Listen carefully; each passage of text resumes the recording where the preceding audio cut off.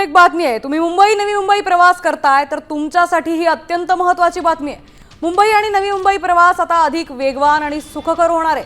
Goregaon Mulund link road प्रकल्पाअंतर्गत एका मोठ्या टप्प्याला मुंबई महानगरपालिकेने हिरवा कंदील दिलाय। ईस्टर्न फ्रीवे आणि नवी मुंबईतील ऐरोली सेक्टर 10 ला थेट जोडला जाणार आहे। त्यामुळे 40 मिनिटांचा प्रवास आता फक्त 10 मिनिटात होईल। नव्या उड्डाण पुलासाठी 1389 कोटींची निविदा प्रक्रिया पूर्ण झाली आहे।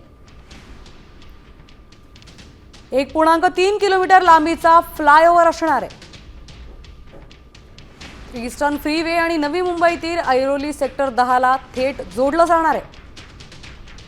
हा प्रकल्प गोरेगाव मुलुंड लिंक रोड प्रकल्पाच्या तिसऱ्या टप्प्याचा एक मुख्य भाग आहे। तर ठाणे आणि वाशीच्या दिशेने जाणारी वाहतूक आता यात विभागली जाणार आहे।